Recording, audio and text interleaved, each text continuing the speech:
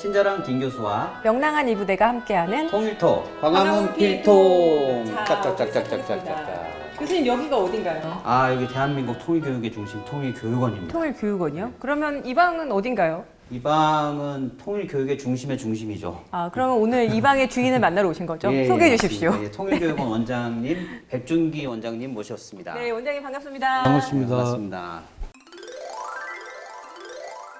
저희 기관에 대해서 조금 소개해 주시고 그러면 좋겠습니다. 우리 통일교육은 1972년에 통일연수소로 출발했습니다. 그래서 올해가 47년째 저희가 그 활동을 하고 있고요. 특히 저희 통일교육원은 정부 유일의 그 통일교육기관입니다. 그래서 통일에 필요한 국민들의 문제 해결 능력 또는 시민적 덕성을 함양하는데 도움을 주고 있습니다. 아니, 원장님, 네. 평소에 원장님 생각하셨던 평소 평화에 관련된 교육? 제가 와서 제일 느꼈던 가장 예. 그 큰 부분이 교육 내용이 재미가 없다는 거였었어요, 사실은. 중요하죠. 그래서 재밌게 좀 교육을 했었으면 해야 되는데, 그래서 작년에 제일 먼저 했던 것 중에 하나가 저희 그 교육과정 커리큘럼을 다시 한번 재구성을 했어요. 여기 원장님 오셔서 쇄신과 혁신의 그 길에 들어갔네요, 교육원이. 그래서 아무튼 뭐 세 가지 중요한 네. 그 내용을 커리큘럼에 담았죠. 그 중에 하나가 평화에 관한 교육입니다. 근데 그 평화에 관한 교육은 대체로 두 가지로 구성이 되어 있는데, 하나는 이론적인 부분도 있지만 사례 부분도 사실은 있어요. 그러니까 예를 들어 각국 사례들이죠.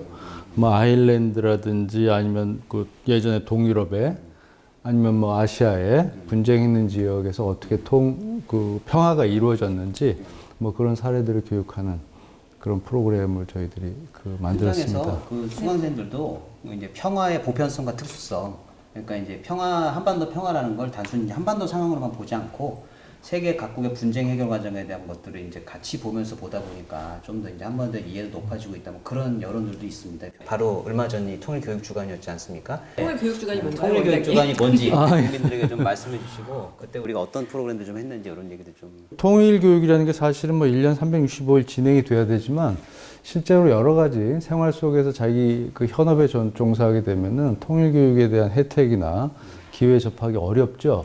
그래서 정부에서 1년에 일주일이라도 통일에 관한 어떤 고민을 한번 집중적으로 해보거나 체험을 해보자, 이런 취지에서 통일교육주간을 마련을 했습니다. 그러니까 올해 통일교육주간에 저희들이 시도했던 독특한 프로그램은 두 가지인데요. 하나는 통일교육, 평화교육에 대한 그 컨퍼런스를 한번 기획을 한 거예요. 두 번째로는 2030 세대에 대한 프로그램을 시험적으로 저희들이 마련을 했습니다.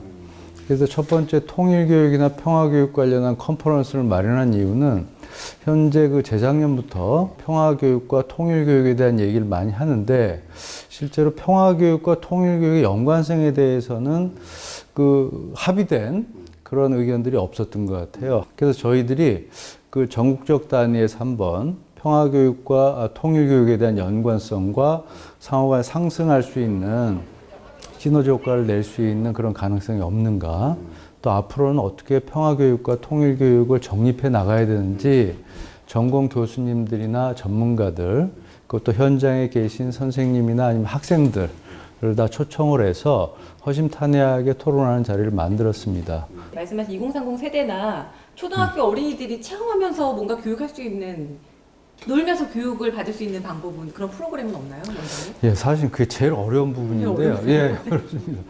통일교육이나 평화교육을 받는 대상자들이 즐거워야 되는데, 실제로 그다지 즐겁다는 생각이 안 들어요. 왜 그럴까 생각을 했더니, 실제로 교육을 받는 대상자들이 평화교육이나 통일교육이 자기 삶 속에서 아니면 일상에서 어떻게 구현되는지를 잘 모르고 또는 체감하기 어려운 것 같아요. 그래서 현재도 그렇고 앞으로도 제일 먼저 해결해야 될 부분들이, 교육의 내용과 방식이 재미있지 않으면 실제로 교육의 효과를 얻기 굉장히 어렵겠다라는 생각을 해봤습니다. 어쨌든 원장님 모시고 새로운 시도들이 많이 있는 것 같아요. 예. 이번에 마로니에 공원에서 축제도 그렇고 2030 세대들이 네. 참여할 수 있는 그런 소통의 장을 자꾸 열어가시는 것 같습니다. 네, 여러 가지 시도를 한번 해볼 생각이에요. 가을에 뭐 그런 행사 계획한다고 들었는데요. 그 청년 창업 해커톤이라고요. 실제로 지금 우리 통일교육을 하는데, 네. 저희들이 이제 분야별, 세대별 그 통일교육의 네트워크를 저희들이 형성하려고 노력을 합니다. 근데 그 중에 비어 있는 게 2030 세대인데, 근데 그 세대에 대한 주목들이 상당히 적은 편이라서 저희들이 작년부터 그 학교 밖 사회인 2030에 대한 주목을 하기 시작을 했어요.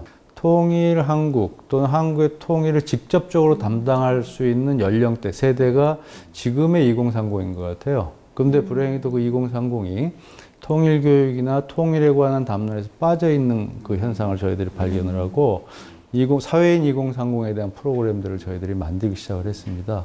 그 중에 하나가 통일 창업 비즈니스에 관한 포럼과 해커톤 대회였어요.